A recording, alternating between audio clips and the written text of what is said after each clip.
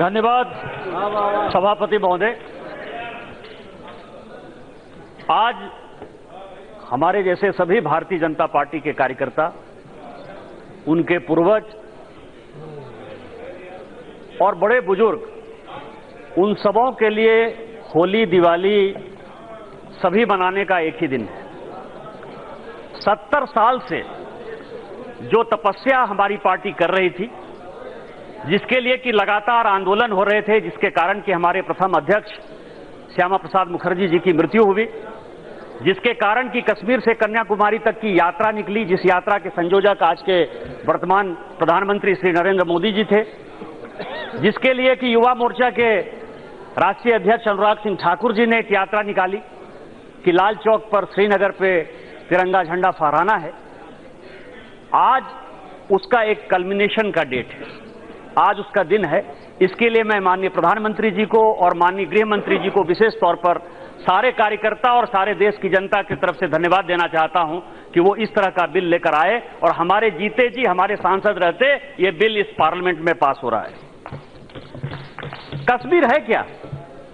इतिहास के पन्नों में यदि देखें तो देने वाले ने दिया सब कुछ अजब ढंग से, देने वाले ने दिया सब कुछ अजब ढंग से, सामने दुनिया पड़ी है उसे उठा नहीं सकते। सब कुछ है। यहां जितने लोग बैठे हैं, मैं उनकी विद्वता क्षमता घूमने पर नहीं करता, लेकिन जितना कश्मीर मैंने देखा है शायद कम लोगों ने देखा होगा। आदि शंकराचार्य ने वहां मंदिर की स्थापना की, कितने लोगों ने देखा होगा। वैष्णो देवी लोग जाते हैं, उनकी बहन खीर भवानी घाटी में है, कितने लोगों ने देखा होगा।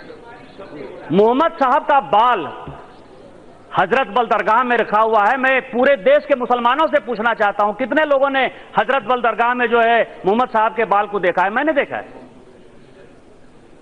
जामा मस्जिद जो कि देवदार के पेड़ जो है 150-150, 200 फीट ऊंचे हैं, कितने लोगों ने जामा मस्जिद देखा है? मैंने देखा है। कोकरनाग, बैरीनाग, जाची गांव, कितने लोगों ने देखा है? आज उस कश्मीर को यदि किसी ने नहीं देखा, कम लोगों ने देखा, 2%, 4%, 5% लोगों ने देखा, तो उसमें किसकी नीति दोषी है? यहां बहुत इतिहास की चर्चा हुई। मेरे दोस्त उदासी बैठे हुए हैं, कल उन्होंने मुझसे एक क्वेश्चन पूछा, आप प्रेमचंद्र साहब आप हमेशा जो है कॉन्स्टिट्यूशन बुक, रूल बुक की बात करते हैं। उसने पूछा मुझसे कि इसमें 232 नंबर आर्टिकल नहीं है, इस संविधान में 232 नंबर का आर्टिकल नहीं है। और फिर मेरा ध्यान गया, कह रहे 232 नंबर क्यों नहीं है? इन लोगों ने बाउंड्री की बात की, इन्होंने 370 की बात की, आर्टिकल 3 की बात की, आर्टिकल 1 की बात की। ये 232 किसने हटा दिया स्पीकर महोदय? इस कांग्रेस ने हटा दिया। स्टेट रीऑर्गेनाइजेशन कमेटी बनी, एसआरसी बनी। स्टेट की बाउंड्री क्या होगी जिसके कारण कि तेलंगाना और आंध्र प्रदेश एक दूसरे से लड़ते रहा और बिना किसी से बात किए हुए केवल अपने ब्रूटल मेजोरिटी के कारण इन लोगों ने 232 आर्टिकल खत्म कर दिया। उस वक्त संविधान कहां था? उस वक्त एक देश कहां था? उस वक्त ये डेमोक्रेसी कहां थी? आज हमसे इन सारी चीजों का हिसाब पूछते हैं आप।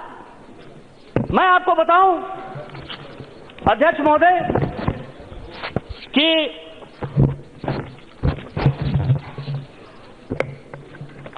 ये कश्मीर का प्रॉब्लम डेवलप कैसे हुआ, मैंने इसके तह पर बहुत जाने की कोशिश की। 1946 में क्विट कश्मीर मूवमेंट हुआ। उसको शेख अब्दुल्ला साहब जो है रिप्रेजेंट कर रहे थे, वो लीडरशिप कर रहे थे। और शेख अब्दुल्ला साहब इसलिए कर रहे थे कि नेशनल कॉन्फ्रेंस का और मुस्लिम लीग का डिस्प्यूट था। डिस्प्यूट यह था कि कश्मीर के मुसलमानों का नेता शेख अब्दुल्ला हैं या कश्मीर के मुसलमानों का नेता जिन्ना साहब हैं। इतिहास को थोड़ा सुनना पड़ेगा। और वो मूवमेंट क्या था? वो मूवमेंट वहां के सदर रियासत, वहां के राजा के खिलाफ था। उस मूवमेंट को किसने साथ दिया? उस मूवमेंट को नेहरू जी ने साथ दिया। नेहरू जी वहां साथ गए और जब 15 अगस्त 1947 को यह देश आजाद हुआ तो शेख अब्दुल्ला का सदर रियासत के ऊपर विश्वास नहीं था, सदर रियासत का नेहरू के ऊपर विश्वास नहीं था। सदर रियासत जिन्ना के प्रति ज्यादा एक्टिव इसलिए नजर आ रहे थे कि इस क्विट कश्मीर मूवमेंट में जिन्ना ने सदर रियासत का साथ दिया था। और यही कारण था कि वो जो एक्सेशन की जो ट्रीटी है वो 15 अगस्त 1947 को साइन नहीं हुई। मैं कॉपी लेकर आया हूं नेशनल आर्काइव से।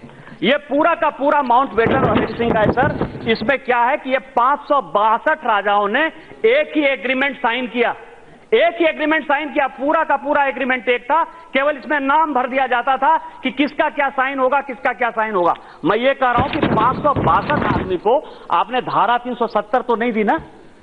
क्या ऐसा कारण था? और कारण का कारण यह था सर, क्योंकि सरदार पटेल, थोड़ा 2 मिनट जो है इतिहास में मैं जाना चाहता हूं सर, क्विट कश्मीर मूवमेंट में, कि सरदार पटेल की मैं एक चिट्ठी लेकर आया हूं जो उन्होंने 6 फरवरी 1948 को लिखी। और 6 फरवरी 1948 को उन्होंने लिखी कि तुम जो ये कर रहे हो नेहरू, आप जो यूएनए में जाने की कोशिश कर रहे हो, ये देश के लिए खतरनाक है। और गृह मंत्री के नाते मुझे ये बताओ, यदि आप चाहेंगे तो मैं उसको प्लेस कर दूंगा। और नेहरू ने कहा कि कश्मीर के बारे में आप मुझे छोड़ दो, जो मुझे करना है वो मैं कर लूंगा। और इसके बाद जब ये 370 हो गया, 370 लागू हो गया, 1952 में दिल्ली एग्रीमेंट हो गया, तो मैं आपको बताऊं कि बहुत अच्छा जो है मैं भाषण लेकर आया हूं। यहां बड़ी बात चल रही थी नेहरू की। ये लोकसभा का डिबेट है 7 अगस्त 1952 का, और ये पूरा हमारे श्यामा प्रसाद मुखर्जी साहब का जो है ये भाषण है। उस भाषण में मैं आपको बताऊं कि नेहरू कह रहे हैं कि जो भारत का भूभाग पाकिस्तान ऑक्युपाइड कश्मीर, जो हमारे गृह मंत्री से आप लोग जवाब पूछ रहे थे कि पाकिस्तान ने जो वो भूभाग कब्जा कर लिया है, उस भूभाग का केवल 1/3 है, छोटा हिस्सा गया है। मैं आपको बताऊं कि इस बिल में हम 24 केवल वो सीट लेकर नहीं आए हैं। जो भारतीय जनता पार्टी का कार्यकर्ता है, जो माननीय गृह मंत्री ने कहा कि हम उसके लिए बलिदान देने को तैयार हैं, हम पाकिस्तान ऑक्युपाइड कश्मीर के लिए विद्यार्थी परिषद के कार्यकर्ता हमेशा एक नारा लगाते रहे कि कश्मीर है पुकारती, पुकारती है भारती, खून से तिलक करो गोलियों से आरती। हम अपना खून देने को तैयार हैं, गोली खाने को तैयार हैं, लेकिन पाकिस्तान ऑक्युपाइड कश्मीर को हम वापस लेके रहेंगे। और ये श्यामा प्रसाद मुखर्जी साहब का भाषण है। इसीलिए मैं आपको कह रहा हूं, मैं बहुत ज्यादा आपका वक्त नहीं लेना चाहता। मैं फिर से भारतीय जनता पार्टी के कार्यकर्ता के नाते, इस देश के नागरिक के नाते, इस पूरी सरकार को, यहां गृह मंत्री बैठे हुए हैं, यहां पूरी कैबिनेट बैठी हुई है, और खासकर माननीय प्रधानमंत्री जी और माननीय वित्त मंत्री जी और माननीय गृह मंत्री जी के प्रति आभारी होना चाहता हूं कि उन्होंने ऐसा दिन हम लोगों को दिखाया। हमारे जीते जिंदगी ये हो गया। इसके लिए हम कानून मंत्री जी, हम इसके लिए विशेष तौर पर, और अधीर चौधरी साहब का भी विशेष तौर पर धन्यवाद देना चाहते हैं कि आपने जो गलती की थी, जो कांग्रेस ने गलती की थी, जो नेहरू ने गलती की थी, इसके कारण हमने भोगा। आज वो दिन फिर से वापस आ गया। इन्हीं शब्दों के साथ जय हिंद जय भारत।